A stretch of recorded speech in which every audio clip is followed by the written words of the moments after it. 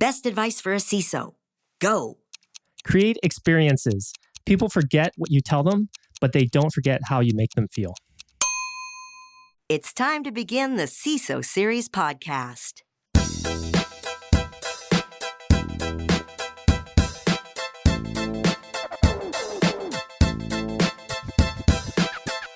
Welcome to the CISO Series podcast. My name is David Spark. I am the producer of the CISO Series, and joining me as my co-host, it's Andy Ellis, the principal of Duha. Andy, say hello to the audience.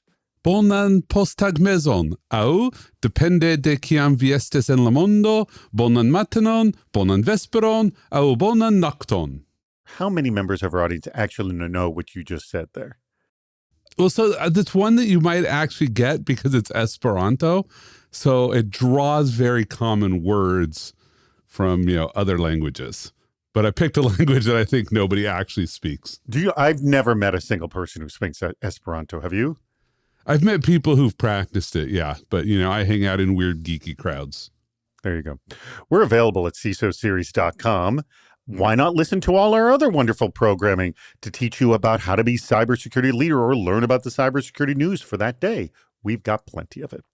Our sponsor for today's episode, a longtime phenomenal sponsor of the CISO series, and that would be Vanta. Automate compliance, security, and trust with AI. More about exactly that a little bit later in the show. But Andy, one of the things we do before we hit the record button that the audience may not know is that we plan this little moment of banter. It just goes on for about a minute or so.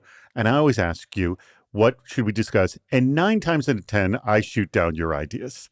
Yeah, pretty much. You say nobody wants to hear about it when it's really David doesn't want to talk about it. So the thing is that sports, especially esoteric sports, you mentioned something about a rugby team called Free Jack. Nobody cares.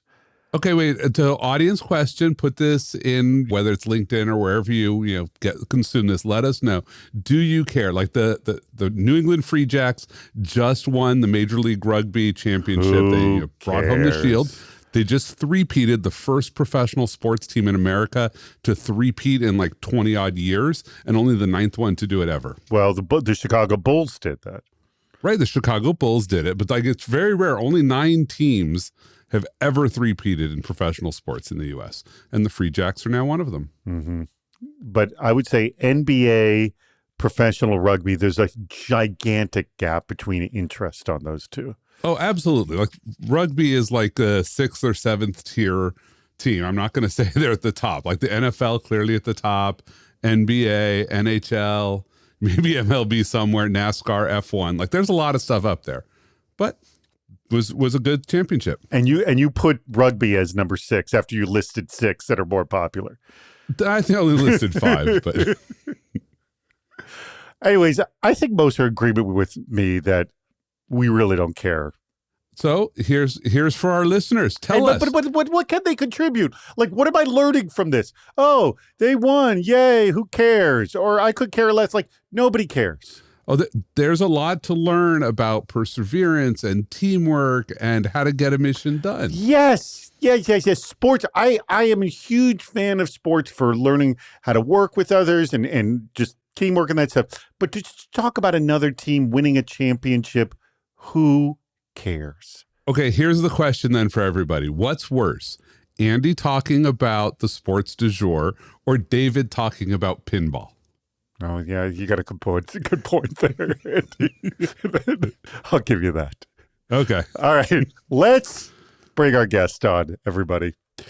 He is the CISO over at SSM Health, none other than Gary Chan. Gary, thank you so much for joining us. It's a pleasure to be here. Thanks for having me.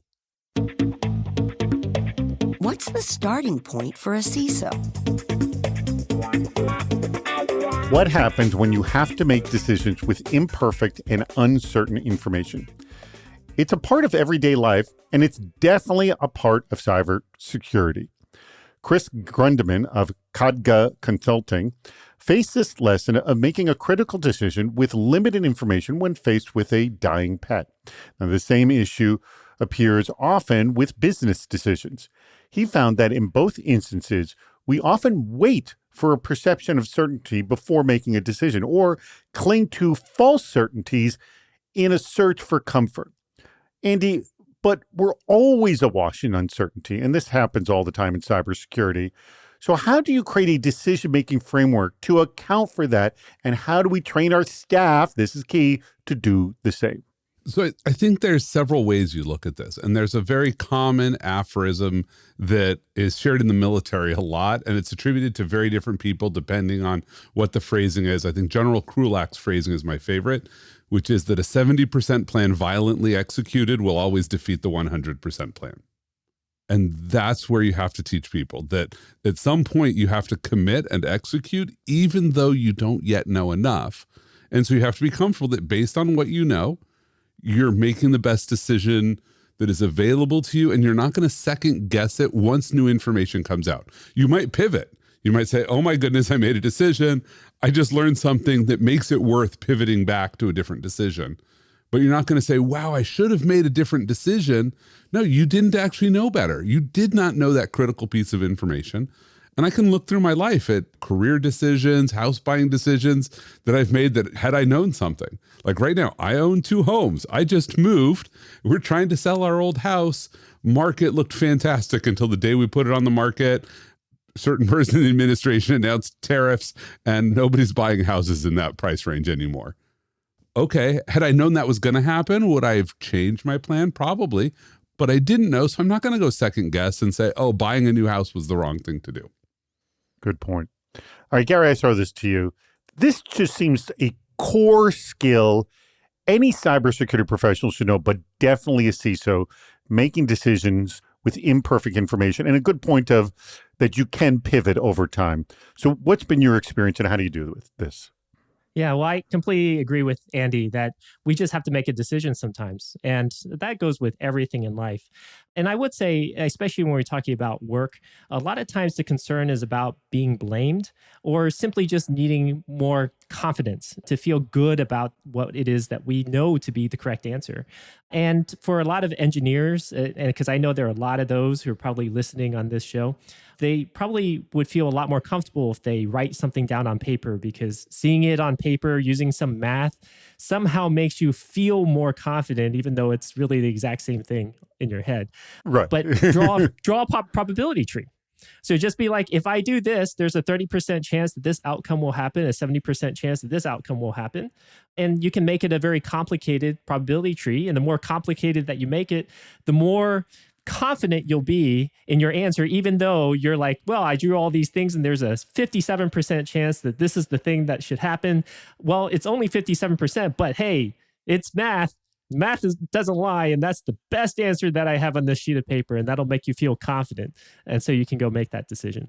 So how do you wrestle with the lack of confidence? Like, I'm not sure, but I'm making a decision and I'm going with it. And you have to lead a group to make to go with this decision, Andy. So I think that you just say, like, this might go bad, and here's how it will go bad.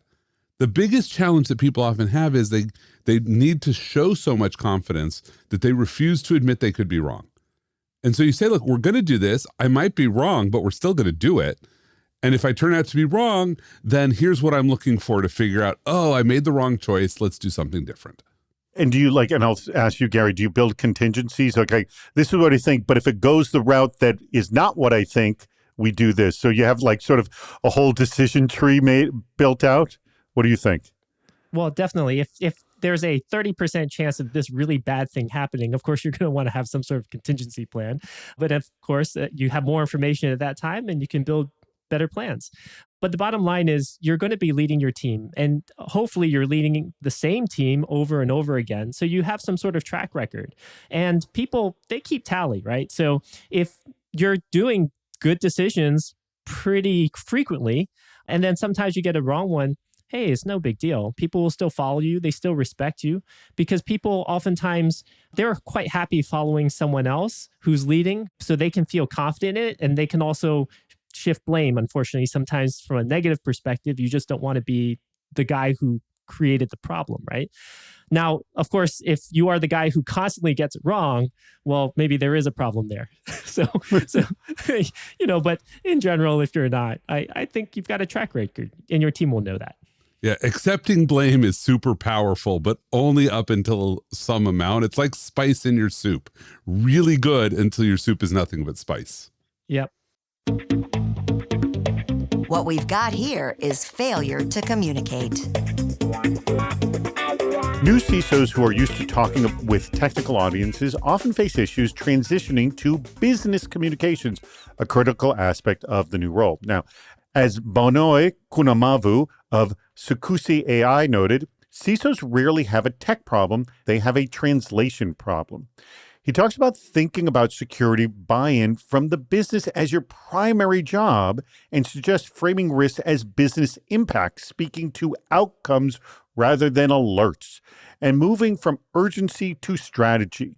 It's kind of a nice sort of a continuation from our last segment. So I'll start with you, Gary. How hard is it for first-time CISOs to make this shift? There's this less technical, more translation communication, and where exactly is the greatest struggle you find most CISOs have? Sure. I definitely think that it is a very tough thing to do, especially for first-time CISOs. And so you end up with two groups of people, those who don't figure it out and those who do. As simple as that. As simple as that. All right, take that home with you, everybody who's listening. You got to get it right or not. And I would say those who get it understand that everybody cares about something different. You as the CISO are trying to solve one problem, but everyone else in the room who's not in information security probably doesn't care. And in fact, when you talk about reducing risk, everyone just rolls their eyes because, I mean, that is your job function. But again, nobody kind of really understands or cares about that. So I'll give one really good example that I think sort of brings it home. So one of the things that information security teams love to talk about is how patching reduces risk. Well, I don't know any CEO who's not a cyber expert who really understands what 100,000 vulnerabilities on 30,000 devices means. Like, is that a big thing? Is that a small thing? Like, what am I going to lose money? You know, is this a good thing? Like, I have no idea. So one of the things that I did, for example, is for one of our board meetings, there was a Microsoft vulnerability in Exchange. And I think this was like a couple of years ago. And they understood this. I explained that the publication of this vulnerability and patch came out at, and I'm just making up a number here, I don't remember when, it was like 8 a.m. that day. And my team patched it at 10 a.m. And we could see on the firewall, somebody tried to exploit it at 3 p.m. And so I told the story and said, basically, my team was on top of things. We did things in 2 hours, and we were ahead of the bad guys by like 8 hours or whatever it was. And had we not done that, the bad guys would have been able to read all of our emails. I think that's a really powerful story that they all understood. And I said, hey, by the way, you could remove some of the resources from my team. And what that would mean is we'd probably be slower next time. And if we were slower by a few hours, 5 hours, 10 hours, 24 hours, maybe we would have gotten hacked on the next run, right? So of course, they're not going to want to remove resources. But when you can tell a story where you can actually show, I patched this, it resulted in a hacker not coming in, then they understand that versus I reduced the risk and they really don't understand what that meant. To your opening tip of this very show. All right, Andy, you have dealt with this a lot. You have written and are writing How to CISO. So this is very much your language. I'm going to start with this last question. Where is the greatest struggle? So I think that Gary just nailed it there. With the greatest struggle is CISOs try to justify new investment and they forget to continuously justify existing investment, right? I have a team. What did they do for you? Like, oh, we patched a bunch of stuff. No, we kept this hack from going bad, right? We protected us in this incident. Show the value your team is always producing. Because if you can't articulate the value of your 10 or 100 or 1,000 heads, then every time you walk in and ask for more money because you're talking about some risk, people are just looking at you and like, do we really have to do this? What can we get away with? Because they're not really bought in. Like, that's the greatest struggle, is you're not talking business value in the way that Gary just demonstrated for your existing staff. Everybody needs to really understand, like, here's what we do. And I think Gary hit the other nail on the head with, we don't reduce risk. We help the business succeed by making sure we don't take stupid risk. Like, we're here to take risk. That's what the business does. We take risk to make money. Our job is to find the unprofitable, dangerous risk and get rid of it so that we can take more profitable risk. So let me ask you a question. And we kind of talked in two different ways, and this might be the role of a BISO, but in episodes a while ago, we talked about the need for like an internal communications security person, which kind of sounded like a luxury. Like, oh, it'd be great if like we're doing something, but you're nodding your head. It's not a luxury. And could this also be the role of a BISO, the person who sort of tells that story as you just described? We patched this so this didn't happen. You should all know that. So I think that needs to be embedded through your organization, but it starts with the CISO. The CISO needs to be an amazing storyteller. And every time there's a bad day for anybody, part of the job of the CISO is to say, yeah, but it could have been worse. See how amazing everybody is, not just my team. Like, I'm not here telling doom and gloom. I'm here saying, yeah, it's raining and our feet are wet, but we're all carrying umbrellas. It's a reminder, I'm the one who pointed out last year we should all buy umbrellas and give those out to the team. That's why we're not soaking wet. Like, that's the job of an executive. And look, the CRO has it easy because they walk in every quarter and they're like, look how much money we made. That's all on me. The CMO walks in and says, look how much money the CRO made. I'm going to claim 50% of that came from me. Everybody else has a really hard time here. Who's our sponsor this week? Well, it's our fantastic sponsor, Vanta. And if you are not on board and understand the Vanta solution, you need to pay attention to what I'm going to say right now. So compliance regulations, third-party risk, and customer security demands are all growing, and they're changing fast. We all know this. Now, is your manual GRC program actually slowing you down? My guess is yes. So if you're thinking there must be something more efficient than spreadsheets, yes, there is.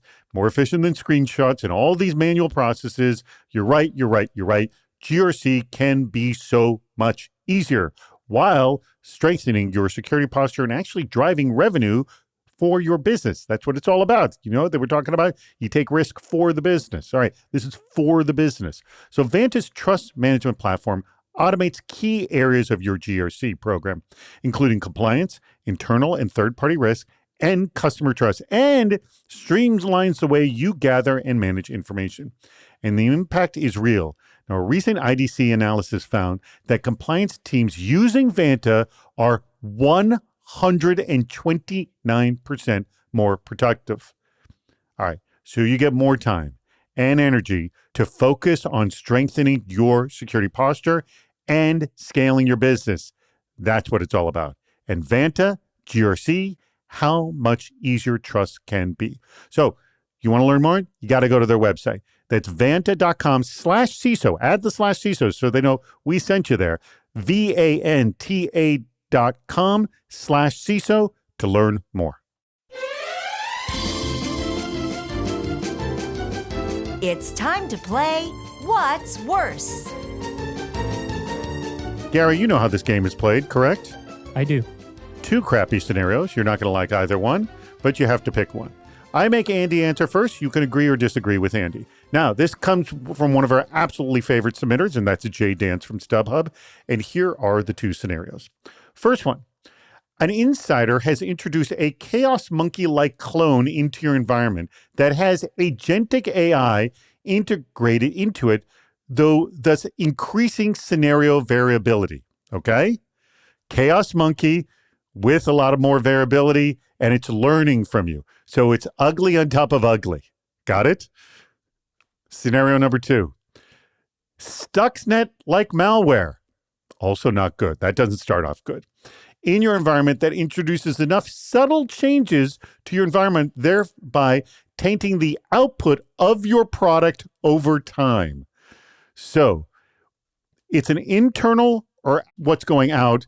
Both are crappy. I know usually you say out is always worse, but I want to know what you think. Is it still out is more worse than inside? And I'm being very vague here. Andy, what do you say? Yeah, so you've got me predicted right on this one. I think I know what Jay was thinking, but he didn't give me a consequence on the first one. Like, oh, look, we have a chaos monkey. I'm going to assume my infrastructure is big enough that a chaos monkey is interesting. And the chaos monkey is actually fantastic. I'm kind of happy with this. Like, yeah, we're going to have a couple bad days as we discover non-reliant systems. But compared to that, I've got a system that actually isn't working, but I think it's working and it's like causing problems in the long run. Oh God, that's the worst of them. So Stuxnet-like malware that basically is devastating my production system in a way I don't know. Absolutely way worse than an actual competent chaos monkey. Well, it's a competent chaos monkey that I think is turning into the behavior of like Stuxnet. And like what you said, but we didn't, there was no outcome specified that looked like that. You can't, this is one of the rules that NEAR put on us. We're not allowed to modify the scenario once you read it, David. Even you can't. Well, no, I'm not modifying scenario, but it's like, it's increasing scenario variability. That is part of the description. But that's the whole point of Chaos Monkey. The idea is if you have a high resilience system, you build at planetary scale, which I got to do for 20 years of my career, then you really do want high variability in your bad random acts that happen. Like what system fails should never be the same system. You want it to be a different system, and you want it to be, oh, you only have 3 systems that look like that. They'll never randomly get picked, but the agent will be like, oh, let's go knock out one of those today. So I'm gonna have a lot more incidents that will matter, but they're all incidents that I learn from. That's the whole point of a Chaos Monkey. I've got Stuxnet. I'm not learning anything other than one day I don't have a business anymore, or maybe I don't have a nuclear enrichment site. All right. Andy makes a very good argument here, Gary. Are you going to agree or disagree with him on this?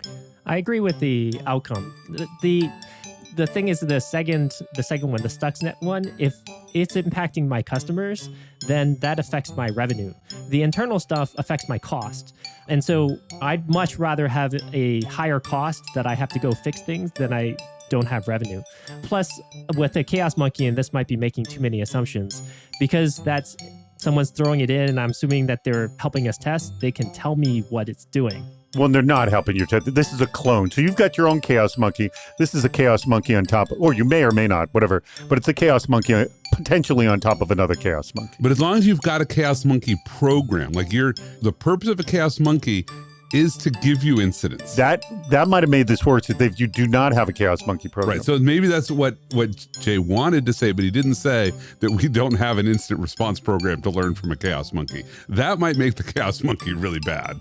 That's a good point. But even so, I would still pick the Stuxnet output as the worst case. Yeah. Without revenue, you've got nothing. Yeah. So yeah, we should have clarified it. And I think you're right on that, is that if you don't have a Chaos Monkey program, then yes, the first scenario is very bad because you're just not prepared at all. If you do, it's just another Wednesday. This is a better Chaos Monkey. Like, honestly, like now it's not taking down systems that won't bother me. Like it only takes down systems that give me bad days I can learn from. Great. That's actually a fantastic Chaos Monkey program. All right.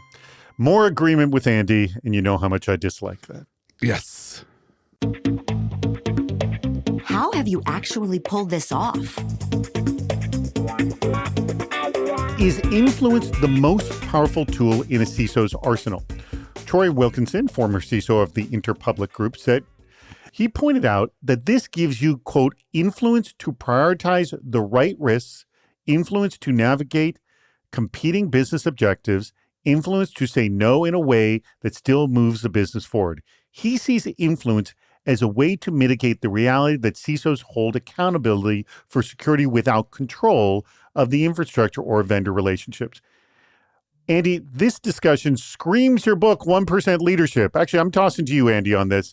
Do you describe the leadership role of one of influence as to achieve your goal as a leader? What do you think? So it's sort of funny because I just pulled out the book to be like, do I actually have a chapter specifically about influence? The answer is no, I don't.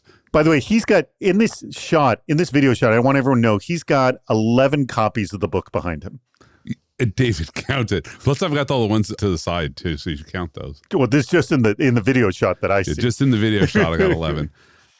I think the answer is, look, leadership is however you interact with people who do work, which is turning energy into value. And one of the ways of interaction is influence. And for CISOs, who are functionally a staff function, right? Our entire job is to look at how other people work and make them more effective. So yeah, of course, influence is how we're going to do that outside of our own team, where we get to be directive instead.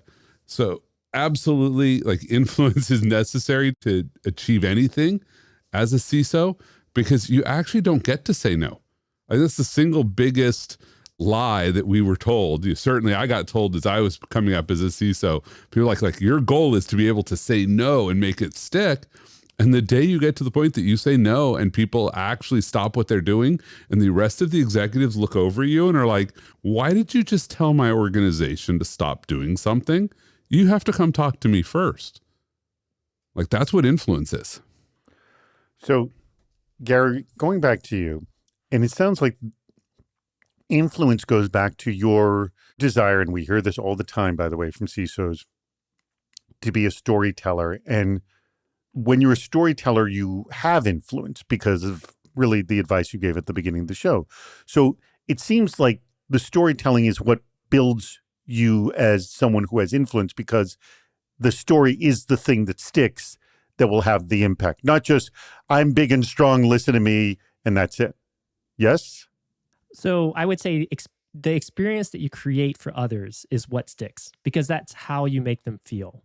However, because people like really bite-sized single sentence answers that they can apply immediately, then I say storytelling, because that's specific enough to where people understand, oh yeah, I could just add some storytelling into it, but understand that the storytelling is really just part of the broader picture, which is you being someone that people like and that they want to be around, because you've created a great experience for them, that even when you have told them no, which I do agree with Andy is very rare, even when you do tell them no, that they're still okay with that because of how you made them feel and that they're okay. The thing is, the military works through orders and through instruction. Andy being former Air Force. If you're outside the military, that's an absolutely fine way to describe it, but it is not the experience of most people inside the military. Okay, and again, someone who has not been in the military, you speak for me here, Andy.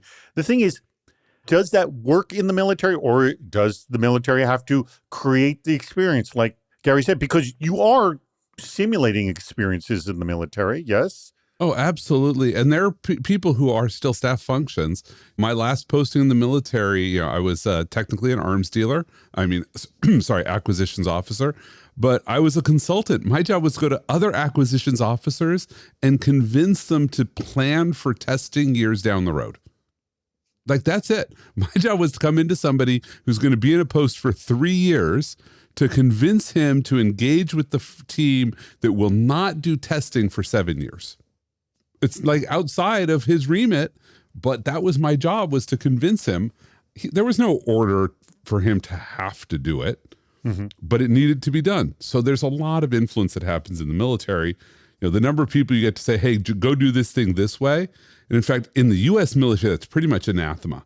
Very, very rarely do we just give orders. What we do is we say, get this thing done. Like, there's a running joke that is told to cadets, which is doubly ironic for me, is that cadets get told, hey, imagine your first posting in the military. You get told to put a flagpole up. Your squadron's in a new building. They need a flagpole up. How do you do it? Right? And the only correct answer is you go find your senior non-commissioned officer and you say, Sergeant, we need a flagpole up in front of the building. What do you need? Right? You basically present yourself as, I will clear roadblocks for you because you're the one who's going to do the work. The reason this is ironic is my first posting, there were more lieutenants than airmen in our squadron.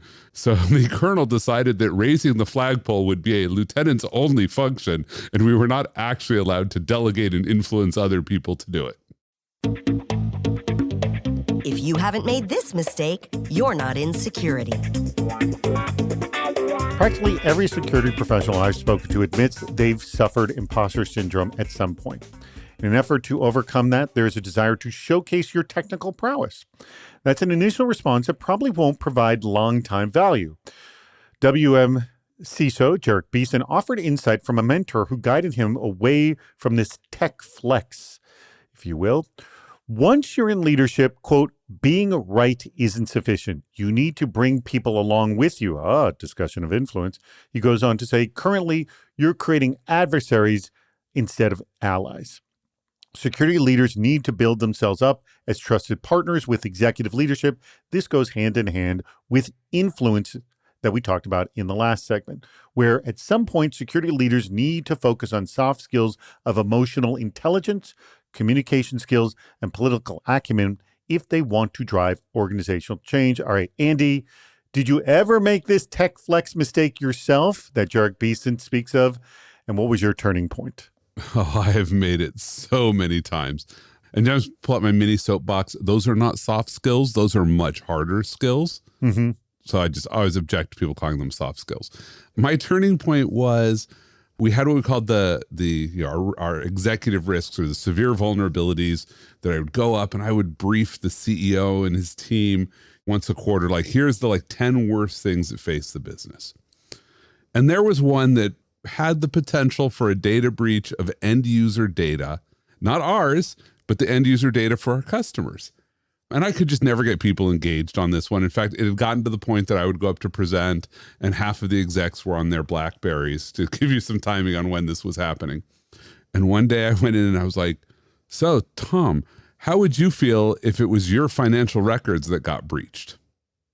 Right? And there's a little bit of a tech flex there because what the whole room heard was me threatening to do that, to exploit the vulnerability. And so my boss comes in and he says, what were you trying to achieve? And I said, I was trying to get people engaged. And he said, well, then we're about to fire you because it sounded like you were going to go do this, which was not at all what I meant. I was just trying to show that, here's a risk and you could be the one who gets hit by it. And he said to me a phrase that has stuck with me forever. He said, before you open your mouth, know what you're trying to achieve. And I thought that was a really great way to think about this. And it might make you feel like you have more imposter syndrome. But what it does is when you have that moment of anxiety and you're about to be chaotic, whether it's a tech flex or something else, just pause and say, what is your goal in this conversation? Very good point. All right, Gary, I throw this to you. Have you tech flexed before? Oh, definitely. And I would also say that I was very lucky early on in my career and going a little bit into storytelling because I think this is what helps people remember things. There was another person on my team. I started with a group of analysts at a consulting firm, and the other person was very sharp technically. He was definitely into computers and he could do all the amazing things on there. And one of the things that happened was at the end of the year when we did our annual reviews, at this company, they stack ranked everyone and everyone got basically ranked from 1 through N. And I was ranked, everybody else was ranked, but this guy was not ranked. They didn't give him a ranking, despite how great his work was, or at least in my opinion, how great his technical work was. And the reason, because I actually asked the senior person, I said, hey, this guy's not on there. He said, what happened? Did he leave? And he's like, oh, we forgot that he works here. He's so quiet. He just gets his work done. And deadlines were already passed. So they just put him at the bottom of the ranking for the year. Yikes. And that was when I learned that you can be great at tech, but nobody cares. You got to have an impact on them as the individual. That's right.